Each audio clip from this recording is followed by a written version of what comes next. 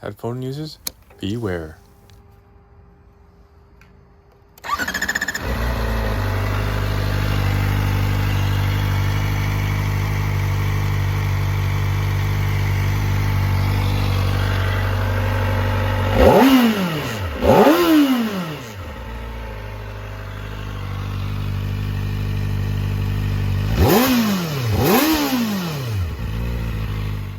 Just a quick little taste of what you're going to see at the end of the video.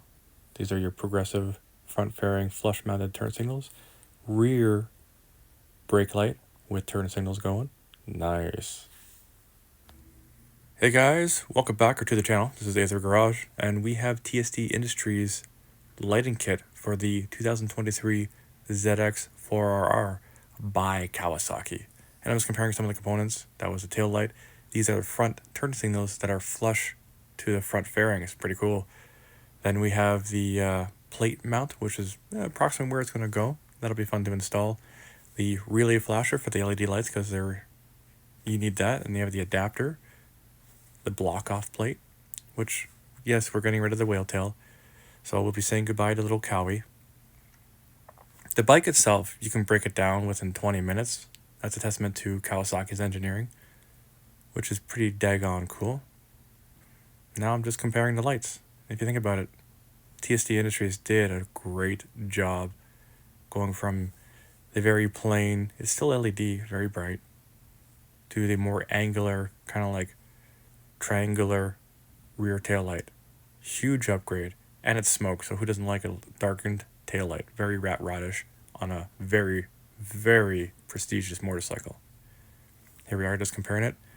And then to typical TST function, you got all the different modes where it flashes a little bit, then the brake, or it can flash continuously. Probably a few other modes that I'm not listing.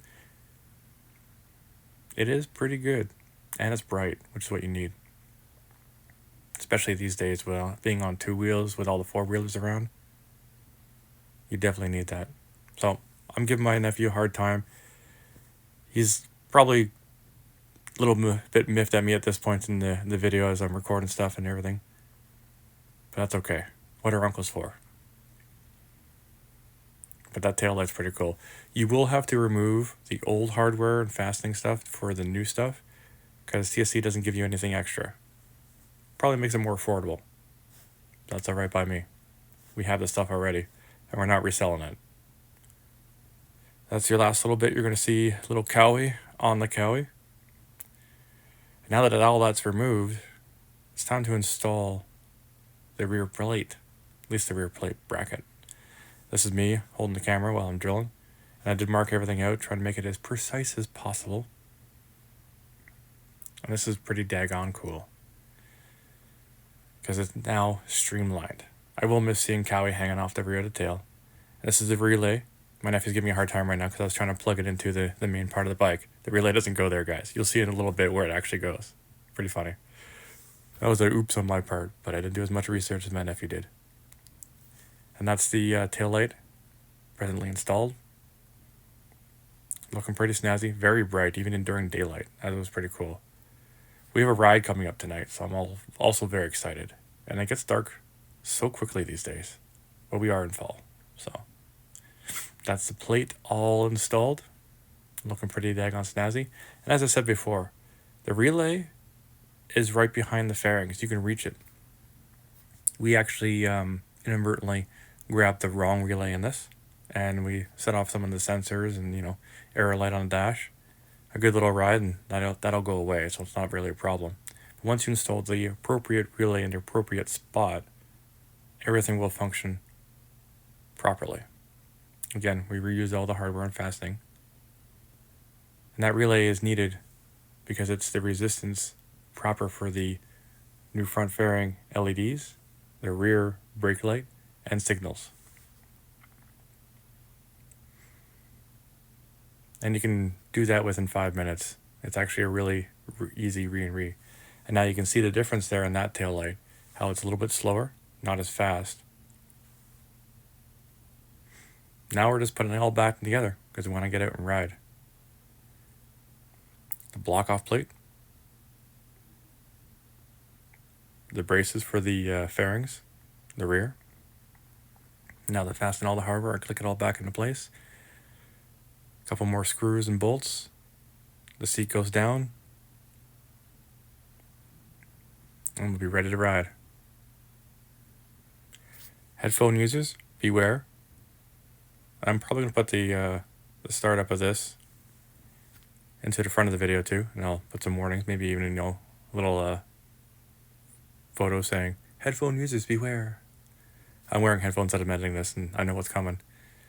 It's going to be painful. Oh yeah, I totally forgot about the LED lights in the front fairings. We got a little bit ways to go, don't worry. These little guys, once you change these up, oh man, they look good. Plus they had the progressive signals. I'm actually harassing my nephew a little bit here, bugging him. But yeah, they look good in the way they are. I was very happy with this. I'm trying to find the appropriate angle. There really isn't an appropriate angle when you're trying to install this stuff and make videos at the same time. And help my nephew work on the ZX4RR.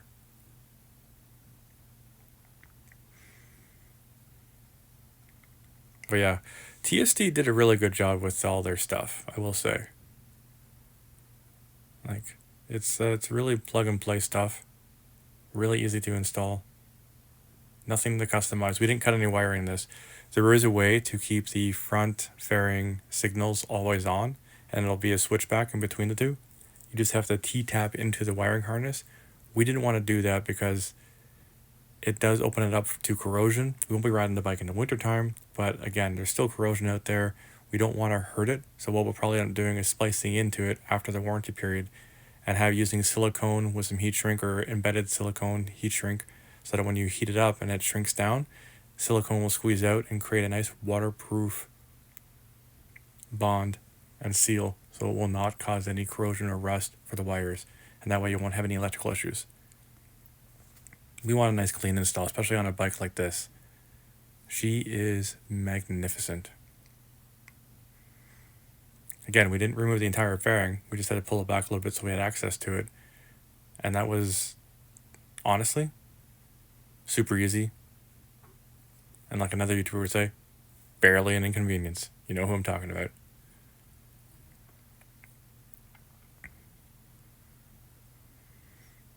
And there's the adapter we spoke of, where you click that in, and everything is plug and play.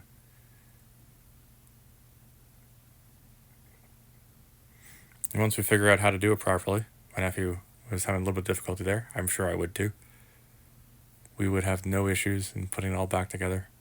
You need all that air damming too, for the wind to go through properly and add for the cooling. So that's all around where the radiator is, and it pushes through the bike to keep it nice and cool. Everything on this bike is really well engineered, and when I compared it to my ZX6R, you could see how they refined everything. There's the progression that I was talking about with the turn signals. They look good.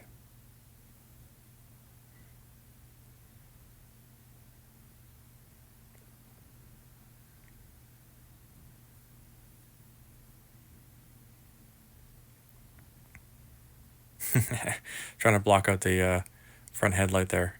Pretty daggone bright.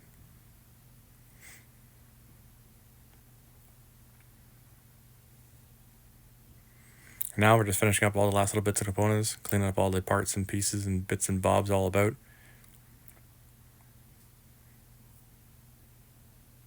That's Gaia in the background there. I'm playing with her. Just threw the camera up on time lapse, so I could have some fun with the puppy. Well, my nephew is finishing up and doing his thing and checking everything over.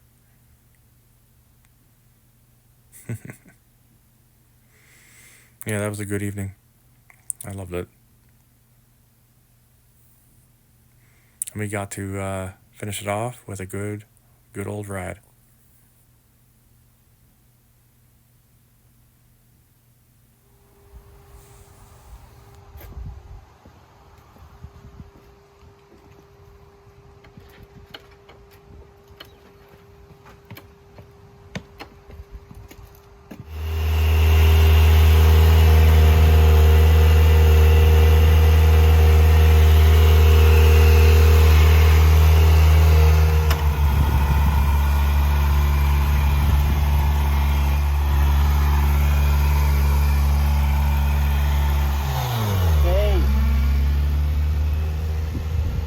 Gaia. We will install the running lights later on down the road. Separate video, like I said.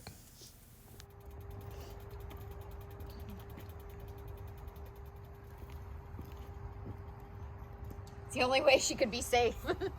I know, I had to open the door. Your dog is not very, Listening to you? yeah. You're not very stern, to be fair. Just saying.